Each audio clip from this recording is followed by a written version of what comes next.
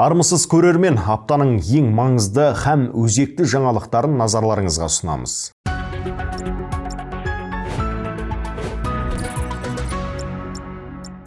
Бүгінгі шығарылымда Астана автобусында айтылған бір ауыз сөз бүкіл елдің жүрегін ауыртты. Аутизмі бар 6 жасар қызды қорлап, ештеңеге жарамайды деген жолаушының әрекеті қоғамды дүр сілкіндірді.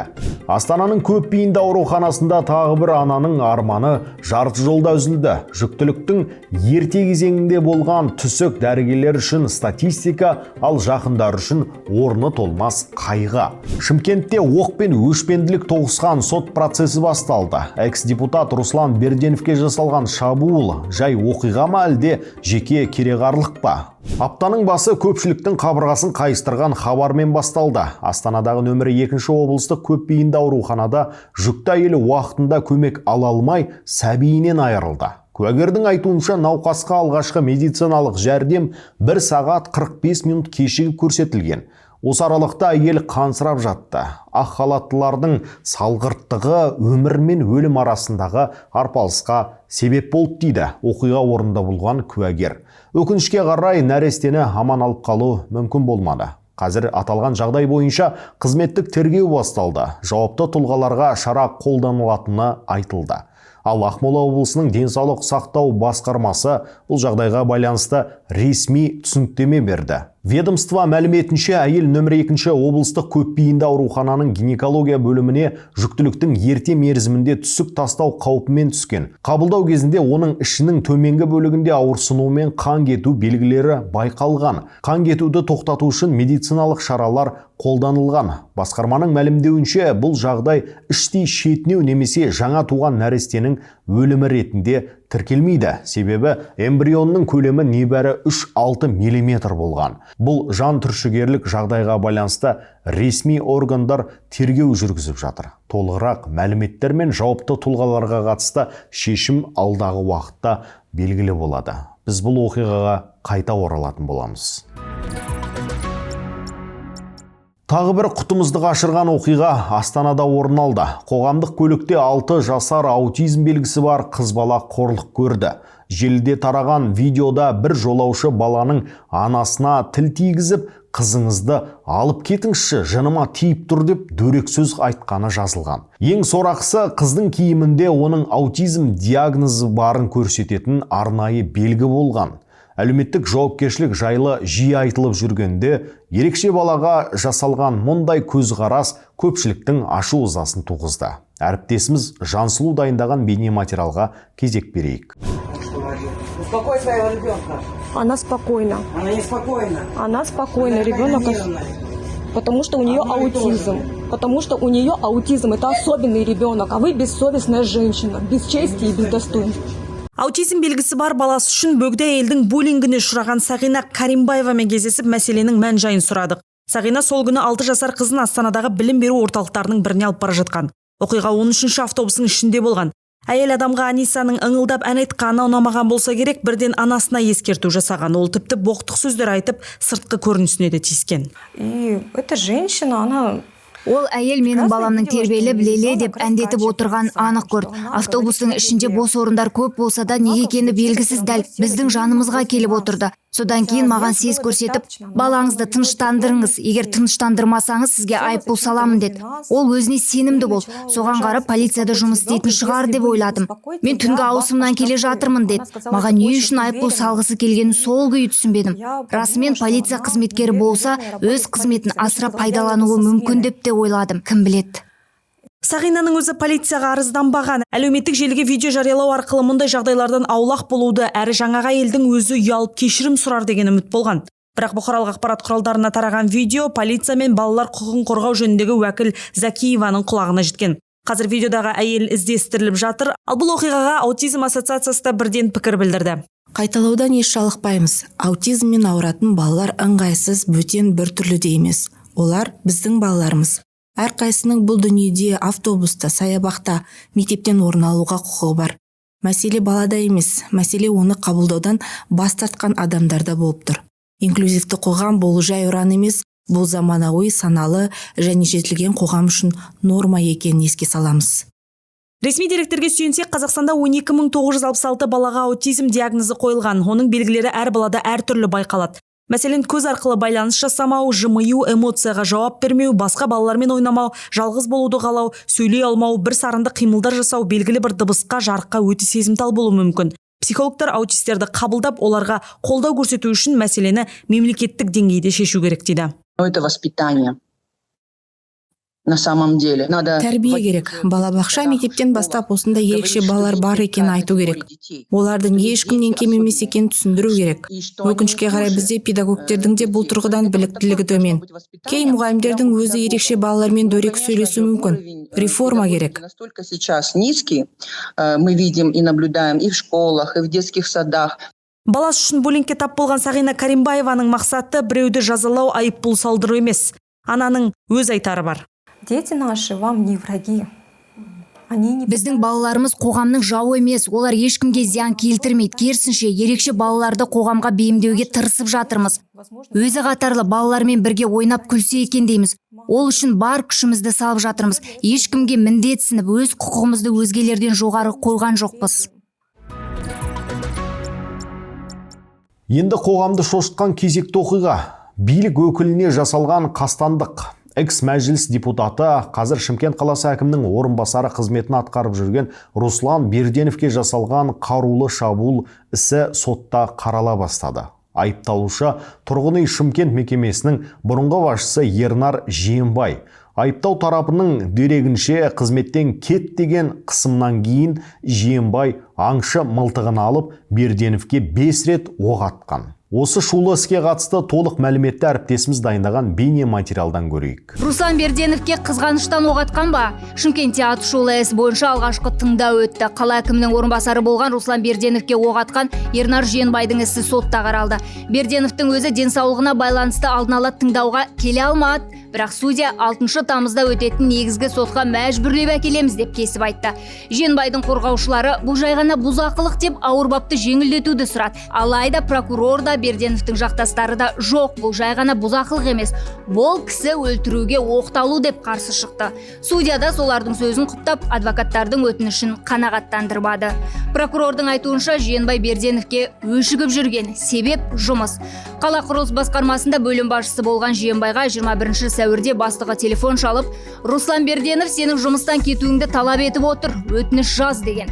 Жиенбай сол сөзден кейін ашуға булығып, арақ ішіп, үйіндегі сайға 12 аңшы мылтығын көлігіне салып, қала ішінде жүрген.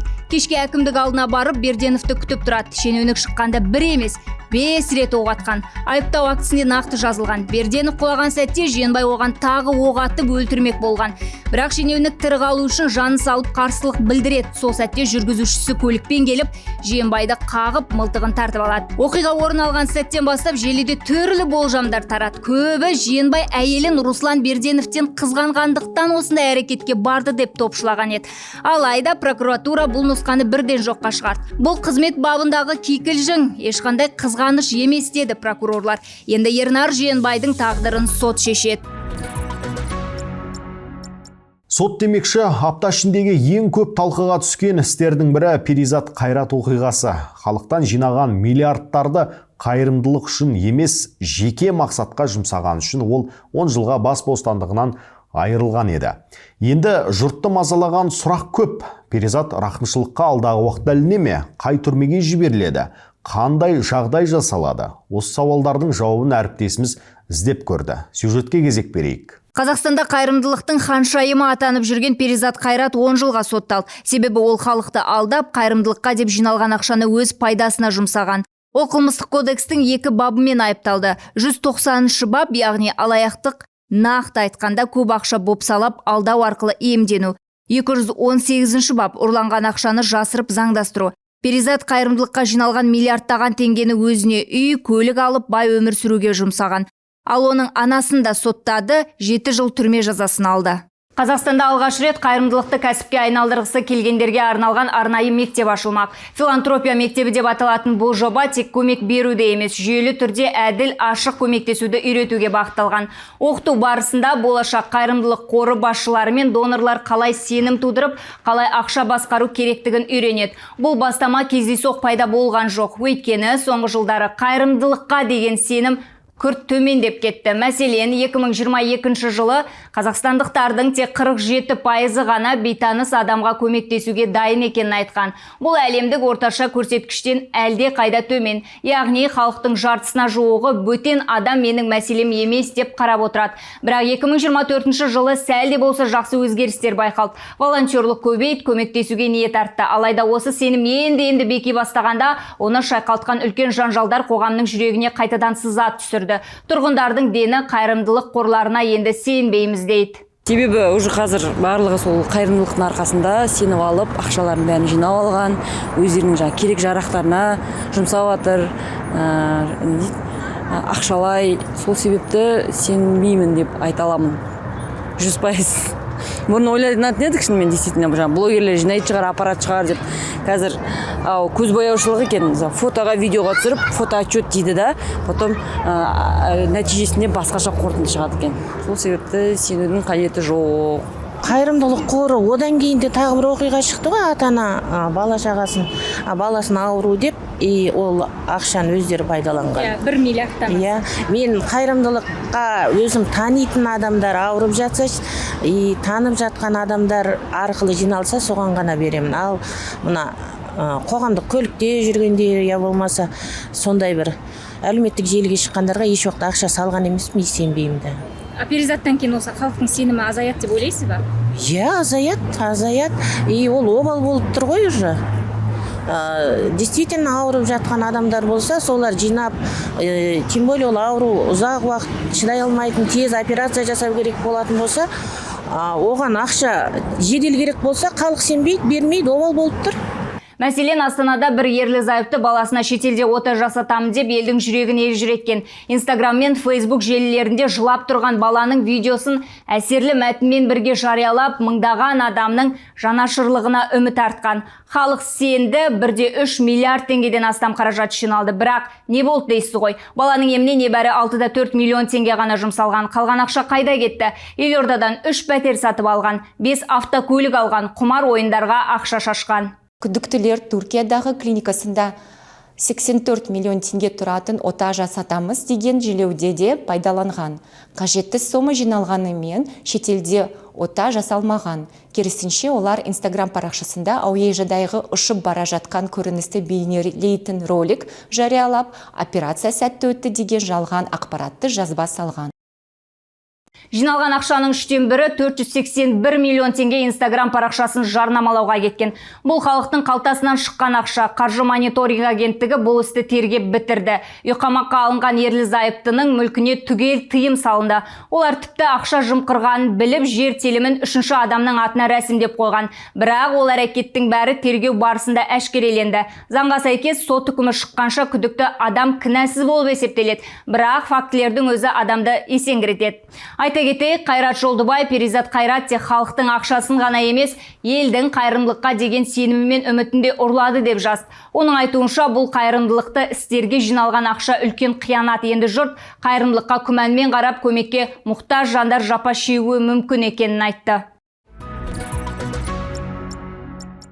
Тамыры терең туыстық жаңа кезеңге қадам. Қазақстан президенті Қасым-Жомарт Тоқаев ресми сапармен Түркия Республикасына барды. Анкарадағы Есенбоға халықаралық әуежайында мемлекет басшысын Түркия президенті Режеп Тайып Ердоғанның өзі күтіп алды. Сапарға лайық салтанатпен трап алдында құрмет қарауылы сап түзеп, қос елдің жалауы желбіреді. Бұл бауырлас елдер арасындағы берік байланыс пен өзара сыйластықтың белгісі. Әуежайда екі мемлекет басшысы аз-кем сұхбаттасып, жылы лебіз алмасты. Қонақжайлық көрсетіп, мені арнайы қарсы алғаныңызға зор ризашылығымды білдіремін. Бұл үлкен құрмет. Қазақстан мен Түркия арасында ешқандай түйткіл жоқ. Бізді туыстық, тарихи және стратегиялық серіктестік байланыстырады. Ертеңгі сапардың мазмұны өте ауқымды. Барлық бастамаларды толық іске асырамыз деген сенімдемін, деді Қасым-Жомарт Тоқаев. Бүгін 29 шілде күні Қазақ-Түрік стратегиялық әріптестігіне жаңа серпін беру мақсатында мемлекет басшылары кең ауқымды келіссөз жүргізіп, бірқатар екі жақты құжаттарға қол қоюды жоспарлап отыр. Бұл сапар ортақ мүддені көздейтін өзара ықпалдастықтың жаңа белесі болмақ. Үкімет тізгініндегі түйткіл, жұмыссыздық пен еңбек нарығының жаңа болмысы. Бүгін премьер-министр Олжас Бектеновтің төрағалығымен өткен үкімет отырысында дәл осы мәселе күн тәртібіне шықты. Жұмысшы мамандықтарының жыл аясында еңбек адамның мәртебесін көтеру басты басымдық. Премьер-министр мемлекет басшысы 2030 жылға дейін 3,3 миллион адамды жұмыспен қамту жөнінде нақты бағдар бергенін атап өтті. Соның ішінде 2,3 миллионы жастар. Экономикалық құрылымы өзгеріп, кейбір кәсіптер тарих сахнасынан кетіп жатса, жаңа мамандықтар пайда болуда. Осы өзгерістерге бейімделу үшін еңбек нарығын трансформациялау маңызды. Бектенов жұмысшы мамандығы ел тірегі. Қазіргі логистикалық, энергетикалық жобалар мен цифрлық шешімдер жаңа сапалы жұмыс орындарын ашуға жол ашады деді. Үкімет отырысында мынадай бастамалар айтылды. Инновациялық жобалар навигатор таныстырылды. Жаңа жұмыс орындарының санын, сапасын және нарыққа сәйкестігін бақылауға арналған ақпараттық жүйе. Инвесторлар жауапкершілігін арттыру. Енді әрбір инвестициялық жобаның кемінде 30% еңбекақы төлеу қорына бағытталуы тиіс. Бірыңғай цифрлық жүйе қажет. Бұл жүйе барлық жаңа жұмыс орындары, жалақы деңгейі, еңбек жағдайлары мен қажетті біліктіліктері туралы толық ақпаратты қамтиды.